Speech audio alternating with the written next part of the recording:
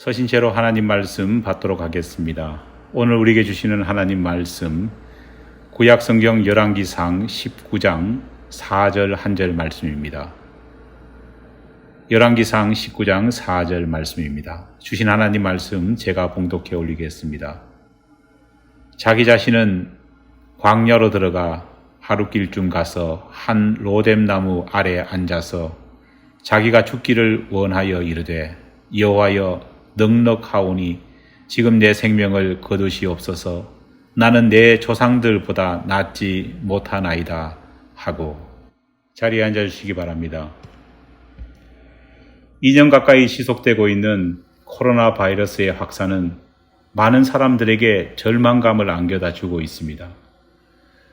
어느 대중가요 가사말처럼 정말 잡힐 듯 잡히지 않는 코로나 바이러스의 질긴 생명력을 보면서 어느 전문가는 현재 발생하고 있는 코로나 바이러스 변이 유형들이 아마 알파, 베타, 감마를 넘어 그리스 알파벳 모든 알파벳 숫자를 다 채우고도 모자랄 것이라는 비관적인 전망을 내놓기도 합니다. 그러다 보니 요즘 코로나 바이러스 상황이 주는 절망감에서 기인된 코로나 블루라는 우울증 증세를 앓고 있는 분들이 참 많습니다. 사실 어떤 의미에서 코로나 감염보다 더 무서운 것이 바로 코로나 상황으로 인해 증가하고 있는 코로나 우울증이 아닐까 생각됩니다. 실제로 한국의 경우 코로나가 처음 시작된 2020년 초부터 현재까지 코로나 바이러스 감염으로 인해 사망한 사망자 수는 2138명이라고 합니다. 그런데 같은 기간 우울증으로 인해 스스로 목숨을 끊은 사람들의 숫자는 무려 2만 5천 명을 넘어서고 있다고 합니다. 얼핏 체감되지 않는 이 사망자 숫자가 얼마나 많은가 하면 하루에 평균 38명이 우울증 때문에 스스로 목숨을 끊고 있는 것입니다. 이런 추세는 미국 역시 외래가 아닙니다. 코로나 사망자 수가 아무리 많아도 한 해 우울증으로 인해 스스로 목숨을 끊는 사람들 숫자만은 못하기 때문입니다. 그러다 보니 의료 전문가들 가운데서는 코로나 감염과 확산에 대한 방역 조치 이상으로 코로나가 몰고 온 더 심각해진 심리적 위기에 대한 심리 방역 역시 간과해서는 안 된다고 조언하고 있습니다. 하지만 안타깝게도 현실은 눈에 보이는 코로나 방역에는 모두가 신경 쓰지만 수면 아래 감추어져 있는 심리적 위기에 대해서는 우리 자신도 국가도 제대로 관심을 쏟지 않고 있습니다. 사랑하는 여러분, 요즘 여러분들의 정신건강은 어떠신가요? 성경을 읽으면서 놀라게 되는 것들 가운데 하나는 하나님께서는 우리들의 육신의 건강을 챙기시고 돌보시는 것 이상으로 우리의 정신 건강에 대해서도 세심한 배려와 관심을 가지시고 계시다는 점입니다. 그 이유는 육신의 건강 악화가 우리 영혼의 건강에 미치는 데미지보다 정신의 건강 악화가 영혼 건강에 미치는 피해가 더 훨씬 크기 때문입니다. 특히 성경에서 하나님께 사명을 받아 하나님의 일을 감당하는 리더와 사역자들의 정신 건강에 대한 하나님의 관심과 배려는 더욱더 깊고 큽니다. 성경을 보면 우리가 흔히 우울증이라고 부르는 마음의 병에 걸린 영적 지도자들을 보게 됩니다. 그 대표적인 사람이 바로 엘리야입니다. 놀라운 것은 심각한 질병들이 늘 그렇듯 우울증 역시 평소 예상치 못한 사람들에게 다가온다는 것입니다. 사실 늘 우울한 분위기 속에서 살아가는 사람들 중에 실제 우울증을 가지고 있는 사람들은 생각보다 많지 않다고 합니다. 설령 그런 증상이 있다 해도 일상적이기에 그 위험도도 낮다고 합니다. 정말 무서운 우울증은 전혀 그렇게 보이지 않던 사람이 갑자기 우울증에 빠지는 것입니다. 이런 우울증은 전혀 예상치 못했기에 도움을 줄 기회조차 잃어버리는 경우가 허다합니다. 텔레비전에서 갑자기 자살한 유명 연예인들이나 유명 인사들의 가족들의 인터뷰 장면을 보면 모두 한결같이 말하는 것이 있습니다. 무엇입니까? 믿을 수 없다. 결코 자살할 사람이 아니다. 전혀 예상치 못했다라는 것입니다.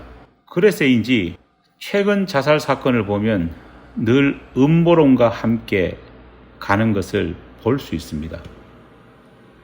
우울증에 빠진 선지자 엘리야 역시 그 어떤 사람도 그가 우울증에 빠져 죽기 직전까지 간다는 사실을 전혀 예상한 사람은 없었습니다.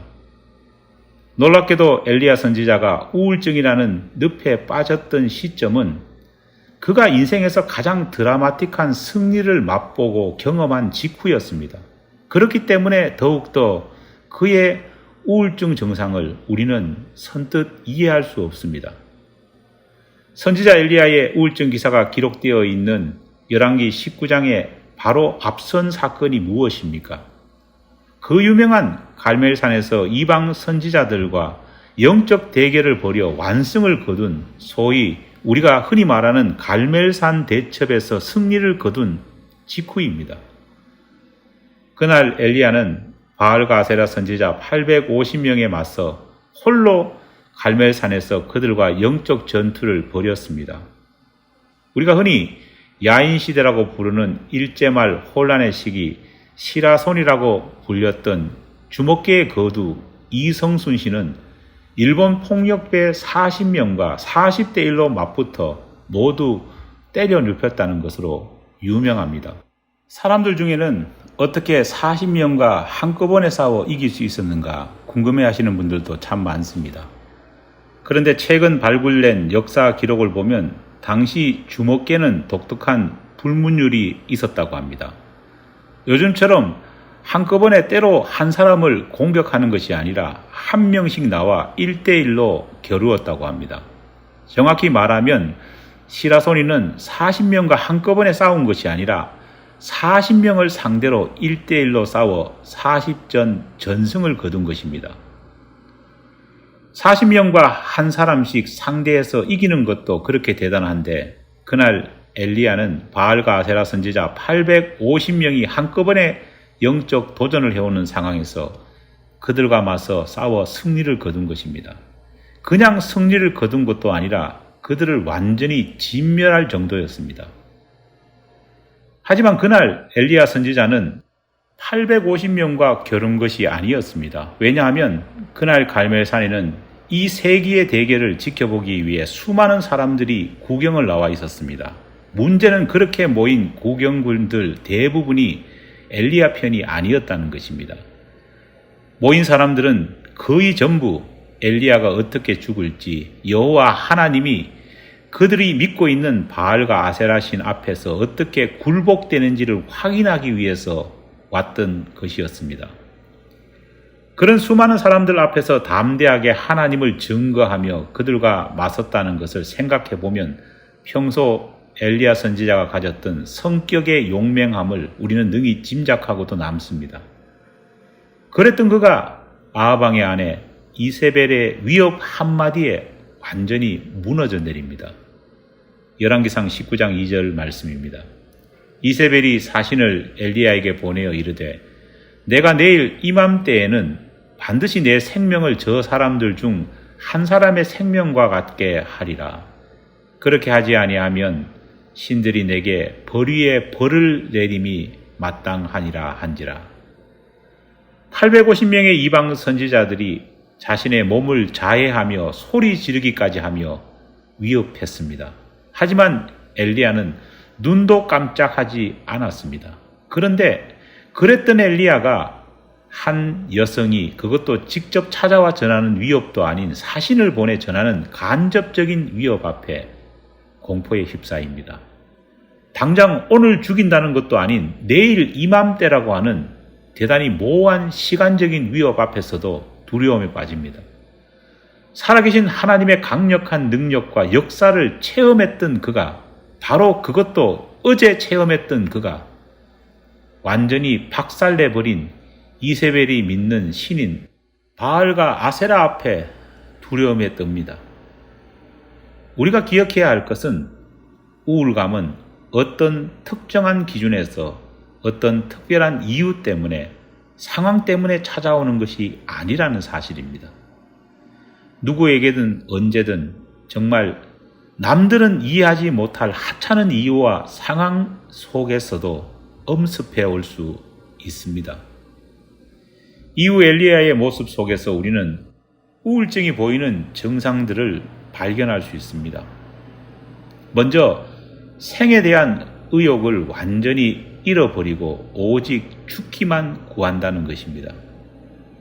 열왕기상 19장 4절 말씀입니다. 한 로뎀 나무 아래에 앉아서 자기가 죽기를 원하여 이르되 여호와여 넉넉하오니 지금 내 생명을 거두시옵소서. 둘째로 자신의 삶과 다른 이의 삶을 심하게 비교합니다. 열왕기상 19장 5절입니다. 나는 내 조상들보다 낫지 못하나이다. 우울증의 근원이 되는 이 두 가지에 대한 의심은 사실 기분의 문제가 아니라 믿음의 문제임을 우리는 알아야 합니다. 우리에게 생명을 주신 분이 누구십니까? 바로 하나님이십니다. 시편 139편 13절 말씀입니다. 주께서 내 내장을 지으시며 나의 모태에서 나를 만드셨나이다. 심지어 시편 139편 16절을 보면 우리의 형질이 이루어지기 전부터 하나님은 우리를 보고 계셨고 우리가 태어날 날이 되기 전에 하나님의 책에 우리를 기록해 두셨다고까지 기록하고 계십니다. 우리의 인생을 누가 인도하시고 주관하고 있습니까? 시편 139편 9절로 10절 말씀은 이렇게 말합니다.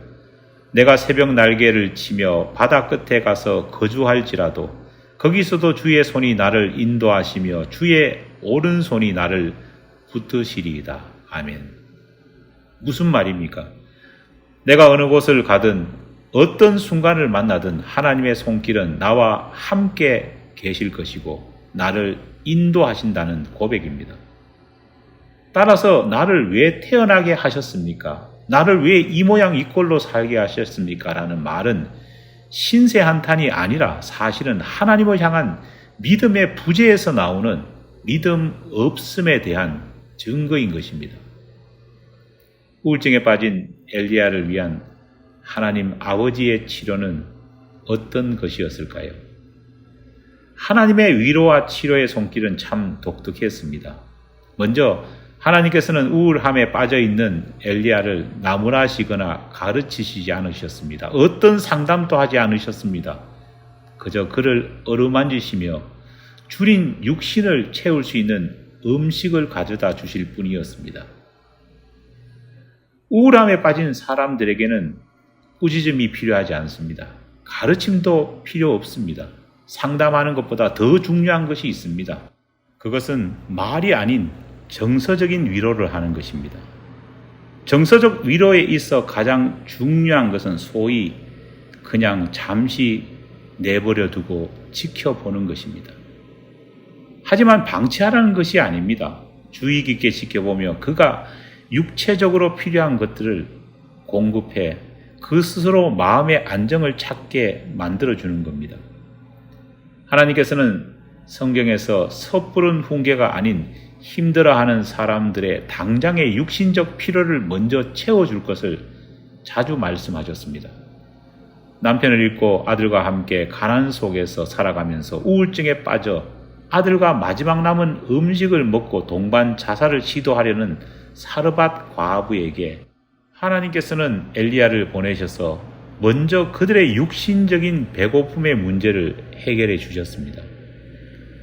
여리고로 내려가는 길에 강도를 만나 만신창이가 된 사람에게 예수님께서는 강도 만난 그에게 진정한 친구는 그를 걱정하는 사람도 그런 위험한 길을 홀로 내려간 그의 잘못된 행동을 비난하는 사람도 아닌 먼저 그가 가지고 있는 육신적인 갈급함을 치료해주는 사마리아인을 보내셨습니다.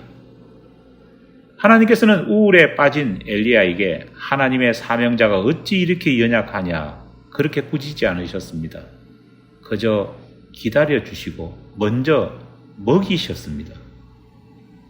두 번째로 하나님께서는 다시 어루만지신 후 그에게 지금 여기가 끝이 아니라 인생의 한 과정임을 알려주셨습니다.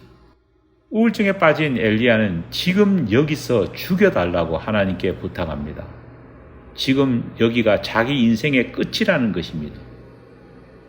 우울증은 우리의 시야를 좁게 만듭니다.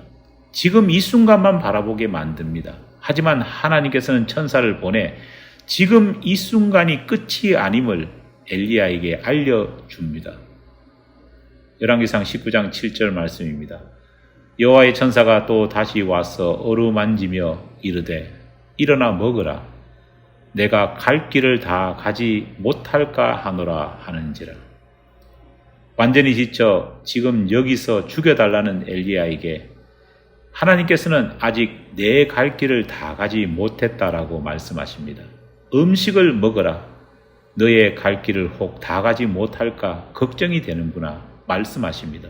하나님께서는 엘리야에게 그의 절망의 순간이 다가 아님을 알리셨고 이 또한 지나가게 될 한 부분임을 알게 해주셨습니다. 우울증에 빠지면 인간은 지금 이 순간이 절망의 끝이라고 생각합니다. 하지만 하나님께서는 우리에게 말씀하십니다. 이 순간이 끝이 아니라 우리에게는 여전히 가야 할 길이 있음을 말씀하십니다. 우리는 우리 인생과 우리 인생 끝을 우리 자신이 결정하고 판단할 수 있을 거라 착각합니다. 하지만 하나님께서는 말씀하십니다. 우리 생의 시작을 하나님께서 여셨듯이 우리 생의 마지막 역시 하나님께서 닫으신다고 말입니다. 하나님께서는 엘리야가 자신의 삶과 사역을 보다 넓게 볼 수 있도록 해주셨습니다. 며칠 전 일어났던 갈멜산 대첩의 대승이 전부가 아님을 알게 하셨습니다. 어제 오늘 당하고 있는 절망의 이 구렁텅이가 또한 다가 아님을 알게 하셨습니다. 주체하지 못할 기쁨도 감당하지 못할 슬픔도 모두 하나님께서 우리가 하나님의 길을 가는 동안 준비해 주신 여정의 일부일 뿐입니다. 그렇게 믿을 때 우리 삶은 어떤 일이 닥쳐와도 의미가 있습니다. 어떤 순간에서도 하나님의 뜻을 찾을 수 있습니다. 잠시 정차는 하지만 영원히 주차하지는 않게 됩니다. 전도서 3장 4절을 보면 솔로몬은 인간의 일생이 어떤 것인지를 깨닫게 해주는 말을 합니다. 울 때가 있고 웃을 때가 있으며 슬퍼할 때가 있고 춤출 때가 있으며 여러분 이것이 인생입니다. 하지만 하나님께서는 고린도전서 7장 30절 말씀을 통해 인간의 이런 인생을 예수 그리스도를 믿는 우리는 어떻게 대처해야 할지에 대해서 말씀해 주십니다. 우는 자들은 울지 않는 자같이 하며 기쁜 자들은 기쁘지 않는 자같이 하며 무슨 뜻일까요? 분명 대성통곡하고 완전히 절망하고 무너질 일을 우리가 겪는다고 할지라도 크리스찬들은 절대 울지 않는 자같이 행동합니다. 왜일까요? 그것이 끝이 아니기 때문입니다. 분명 기쁨을 주체하지 못할 만큼 기쁜 일이 크리스찬 앞에 있다고 할지라도 오히려 크리스찬들은 담담합니다. 왜일까요? 그것 또한 끝이 아니기 때문입니다. 모든 것이 하나님께서 우리를 위해 예비하신 삶의 한 부분임을 깨닫고 모든 순간 모든 길에서 우리가 그것을 통해 배울 것을 배우고 깨달을 것을 깨닫고 믿어야 할 것을 믿는다면 우리 인생의 모든 부분은 하나님이 주신 축복입니다. 혹 지금 우울증에 빠져 계신 분이 계십니까? 내 삶의 우울함 때문에 견디지 못하는 분이 계십니까? 지금 여기가 끝이 아닙니다. 오히려 지금 그곳은 엘리야가 새로운 마음과 새로운 믿음을 다시 충전시키기 위해 하나님이 예배해 주신 로뎀 나무 아래에서의 안식을 경험했던 것처럼 또 다른 우리의 새로운 길을 준비하기 위한 과정일 수 있습니다. 우리 모두가 광야 로뎀 나무 아래에서 우울을 극복하고 마음을 다잡은 엘리야처럼 하나님이 주신 영적 재충전의 자리 가운데 더 큰 은혜와 더 큰 힘을 공급받는 이 코로나 시대가 되기를 간절히 축원합니다. 기도하겠습니다. 하나님, 계속되고 있는 코로나에 너무너무 답답합니다. 때로는 절망스러운 마음도 듭니다. 하지만 이 또한 하나님께서 우리의 일생 가운데 예비해 주신 시간임을 고백합니다.